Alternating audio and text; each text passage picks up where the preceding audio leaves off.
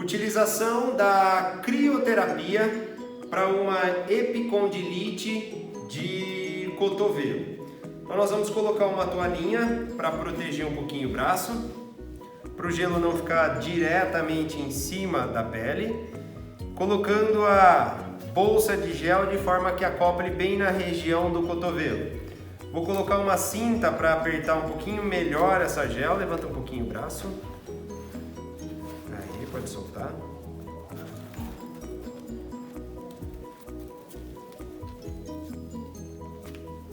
Aí. A utilização da crioterapia aqui com efeito analgésico e antiedematoso, muito importante na fase inflamatória, ou seja, na fase aguda das lesões de cotovelo.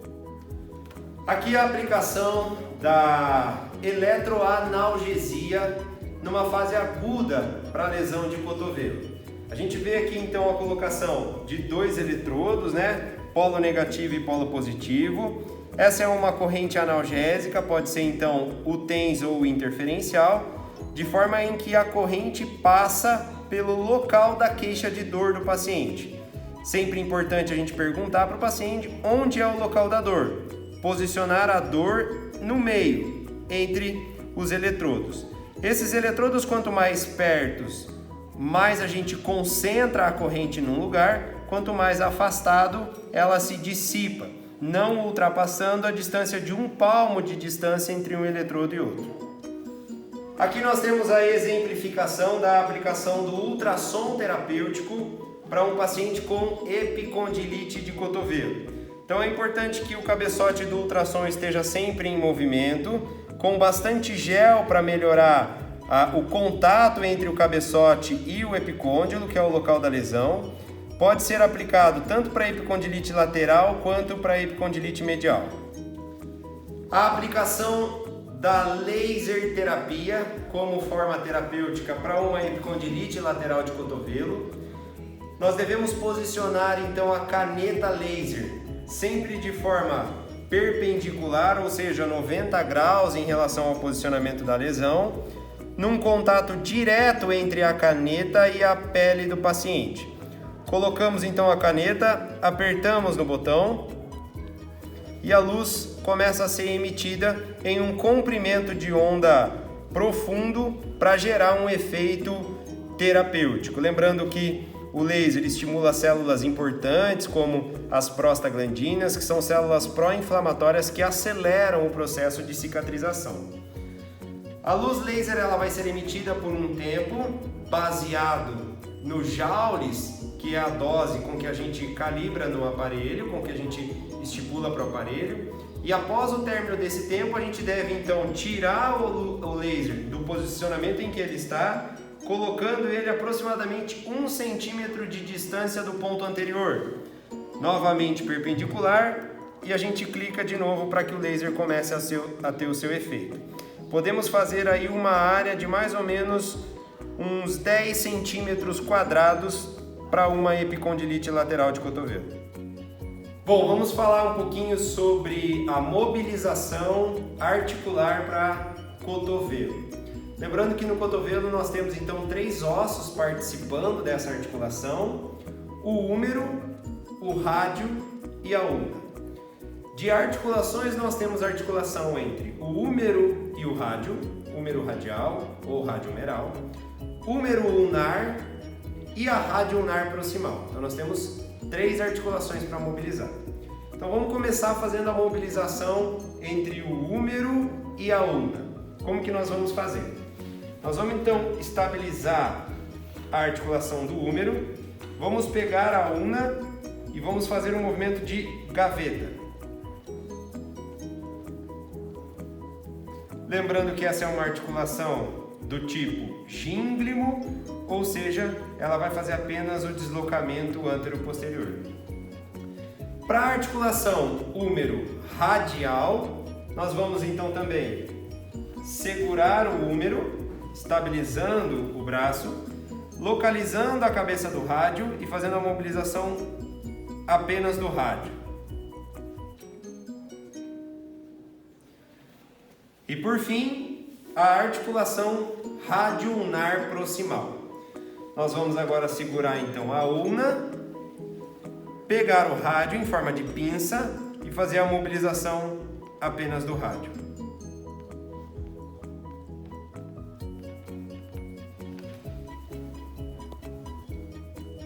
A liberação miofacial para a região do cotovelo, nós vamos exemplificar aqui alguns músculos a serem liberados. Primeiro, o bíceps, porque ele se insere na articulação do cotovelo. Para fazer a liberação do bíceps, nós vamos então posicionar o antebraço do paciente em leve supinação, pega a região da pele, da miofáscia, tensiona ela na sua origem e desliza com o dedo sobre o bíceps até a sua inserção na articulação do cotovelo. De novo, então, tensiona a região da miofáscia, puxa a pele para cima, trava no ombro. E agora desliza com o dedo até a região distal, que é a inserção do cotovelo. Vamos fazer ainda a liberação miofacial dos flexores dos dedos e do punho. Parte medial do cotovelo.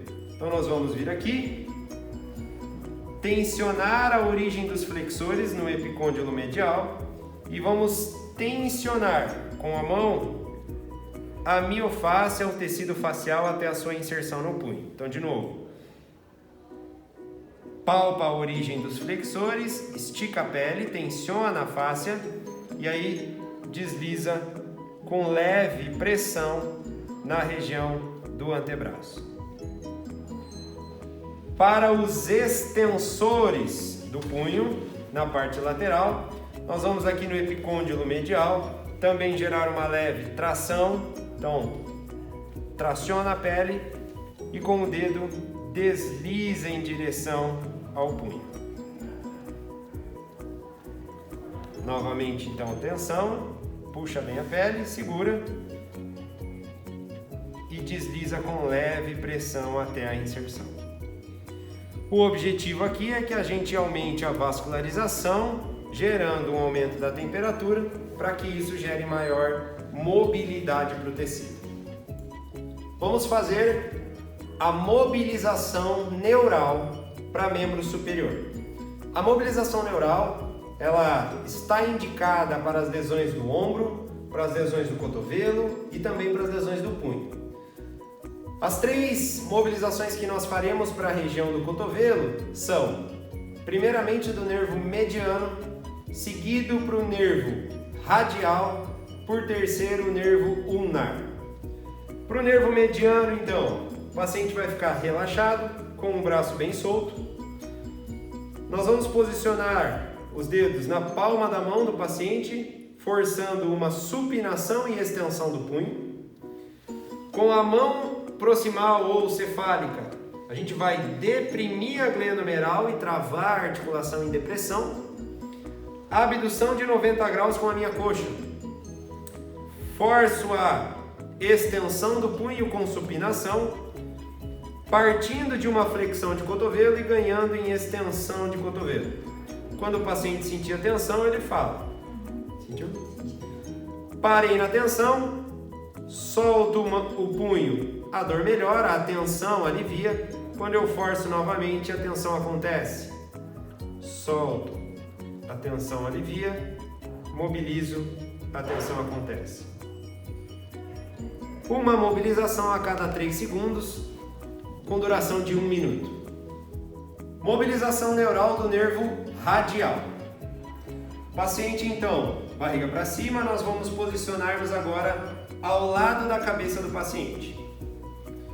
Com o nosso quadril, nós vamos fazer a depressão da glenomeral, colocar o polegar entre os dedos da mão, os outros dedos fecham a mão e nós abraçamos a mão do paciente, braço bem relaxado. Então, a depressão proximal da glenomeral,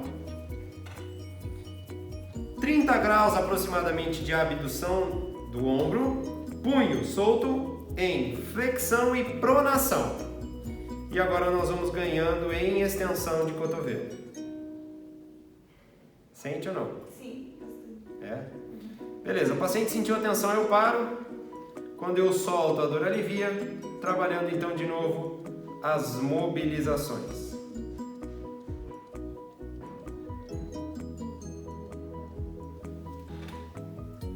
Mobilização neural do nervo ulnar.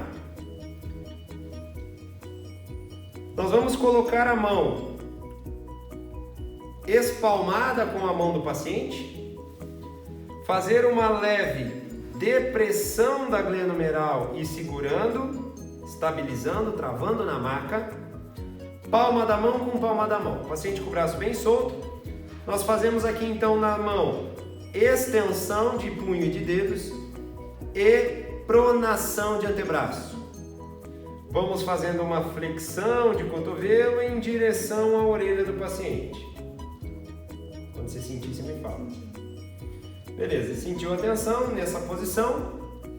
Nós vamos agora dar a mobilização. Se nós chegarmos nessa angulação, nesse posicionamento, e o paciente não tiver sentido tensão ainda, a gente pode pedir uma inclinação lateral da cabeça. Isso. Faz mais orelha no ombro e menos rotação. Isso aí. Beleza. Assim nós geramos mais tensão no plexo braquial e isso gera maior tensão sobre os nervos periféricos, mediano, radial e ulnar. Isso pode ser aplicado a qualquer um dos nervos. Exemplificando um exercício de fortalecimento para os músculos extensores do punho e extensores dos dedos, que se originam no epicôndilo lateral. O paciente segura um peso então e realiza um movimento de extensão do punho. Essa é uma ação concêntrica dos extensores. Quando o paciente segura lá em cima, é uma contração isométrica, e ao descer segurando o peso, uma contração excêntrica dos extensores. Se pudéssemos estipular uma forma mais indicada para a epicondilite, que nada mais é do que uma tendinopatia, seria a fase excêntrica.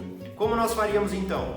O fisioterapeuta ajuda o paciente no movimento de subida, que é a fase concêntrica, e o paciente segura a descida. Podemos controlar esse exercício excêntrico em tempos, então nós vamos demorar 5 segundos para chegar lá embaixo. Desce devagar, 1, 2, 3, 4, 5. Eu ajudo mais uma vez e a gente vai descer de novo em 5 segundos. 1, 2, 3, 4, 5. Uma forma de realização dos exercícios de fortalecimento é usando então um TheraBand ou um Miniband. Como que funciona? A gente vai dar uma resistência e o paciente faz a força concêntrica em vencendo a resistência. Se nós descermos devagar, esse é um momento excêntrico. Mais uma vez, concêntrico, excêntrico. Se quisermos focar na fase excêntrica, a gente ajuda na subida, eu estico e ela desce devagar. 1, 2, 3, 4, 5. Ajuda na subida, segura, desce. 1, 2, 3, 4, 5. Bom, aqui nós temos a demonstração de um exercício proprioceptivo para a articulação do cotovelo. Obviamente, a gente tem a participação da articulação do ombro, do complexo escapular, da articulação do punho, mas a gente pode selecionar a articulação do cotovelo fazendo uma leve flexão.